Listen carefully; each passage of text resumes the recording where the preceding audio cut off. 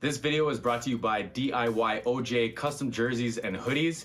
You can check them out in the link in my description box. They make custom, printed on demand, the way that you want it, the size that you want, the colors that you want, the number you want. You can get the BEL team, you can get whatever team you want. Check them out. They got hoodies, they got all kinds of colors. That's what I was most excited about. For those of y'all that have been following my story for a long time, I have played all kinds of sports growing up, and I've worn so many jerseys, I don't even know where to begin with them. And there's a couple things that I look for that I was really excited about. One of them is how the actual jersey fits and how it actually is shaped. I like how this one sits. It's comfy. I can wear a shirt underneath it. I don't have to wear a shirt underneath it. It's not itchy. It doesn't scratch. It doesn't bother me or anything.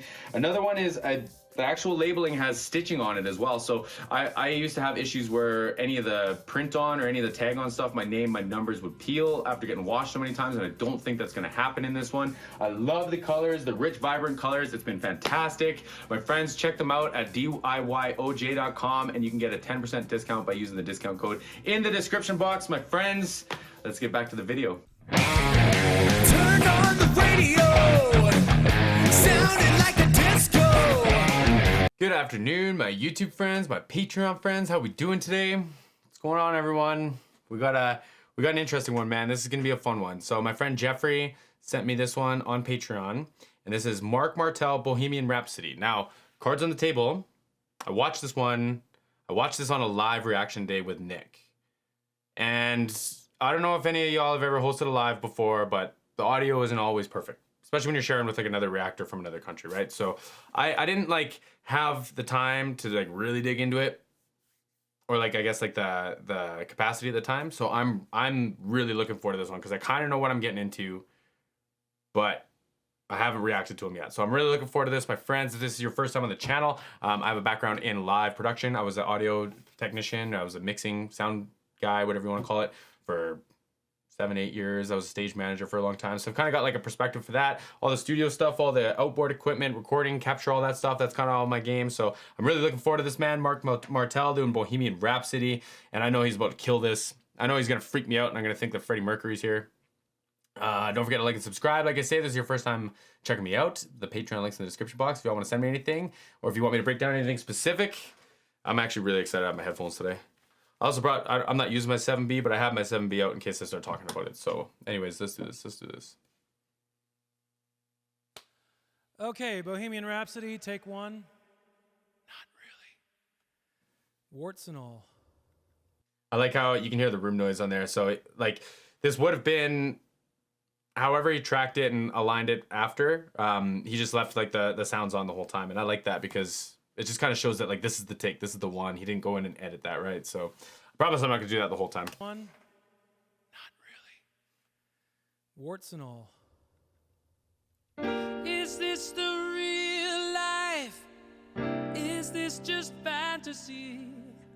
Caught in a landslide, no escape from reality. Open your eyes, look up to the skies and see. I'm just a poor boy, I need no sympathy, 'cause I'm easy come, easy go, little high, little low. Any way the wind blows doesn't really matter to me. Wow, man, like stunning. I don't even know where to start. My goodness, does he sound like Queen though? Hey, like my goodness. Because I'm easy come, easy go, little high, little low.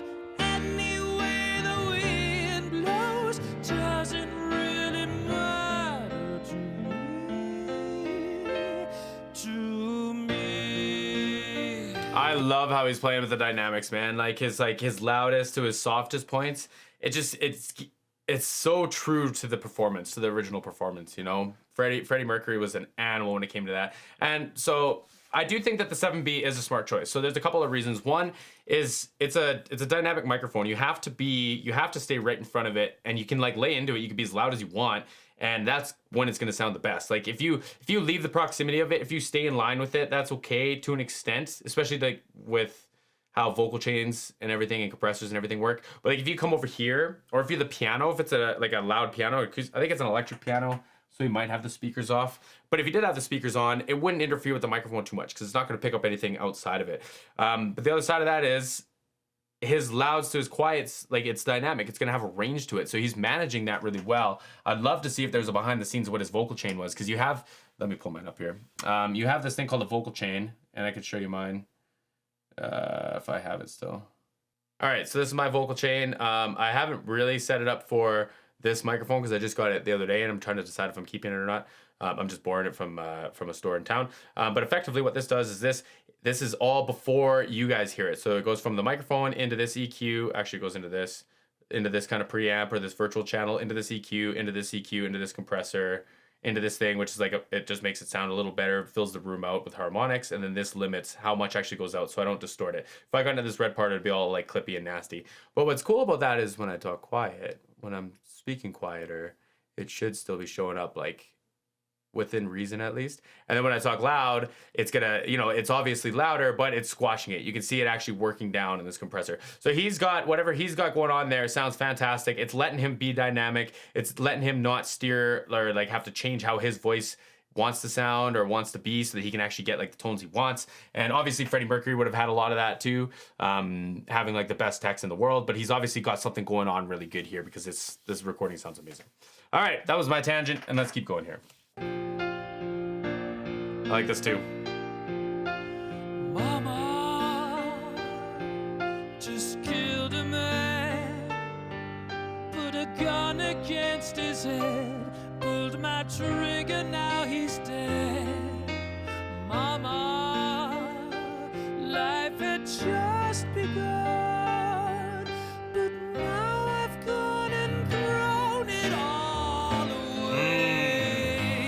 The rasp too, man. What is that? Is that false chord? And thrown it all away. Mama, ooh, didn't mean to make you cry. If I'm not back again this time tomorrow, carry on, as if nothing really matters. Okay, so hold on. Someone correct me on this. It has like such a like a theater, like a dramatic, like Broadway kind of vibe to it. Like especially with how he's performing it, like the enunciation and like the his like fast vibratos and like the high dynamic parts, the loud parts. Like it's just he's got so much like charisma, like so much what's a better word for that? I don't know, man. I like his vibe, I like his energy, and I think it really plays, like the showmanship really plays into this kind of a performance, right? This is fantastic. Fantastic.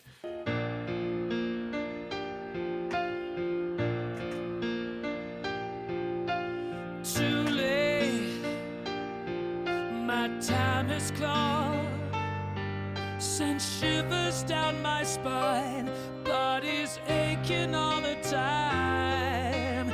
Goodbye, everybody, I've got to go. Like it's so gentle. I've got to go. Oh man, he sounds better than me, doesn't he? Wow, he sounds better than me, doesn't he? Goodbye, everybody, I've got to go.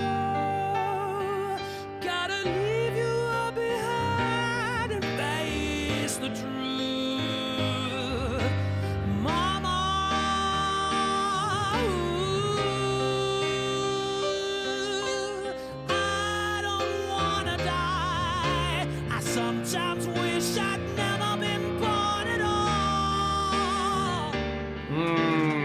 See. Oh man, that's like I want to listen to that again. I just want to hear that again. I'm like uncomfortable. I'm sorry, I'm fidgety, man. It's just like he's so freaking good. Wanna die. I sometimes wish I'd never been born at all. And like that run at the end too, but I like the energy, but the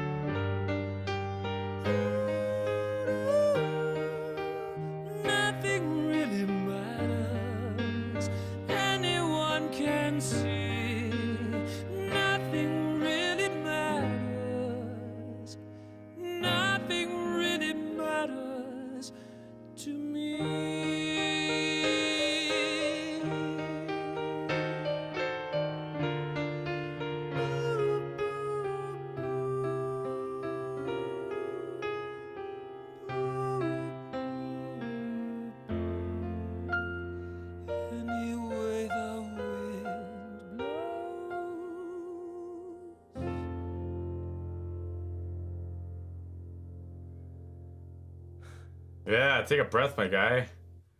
You did it. My goodness, he did it. God, he's a stud too, eh? Oh, he does a bunch of these. Of course he's gonna. Wow, man. Where do I even begin?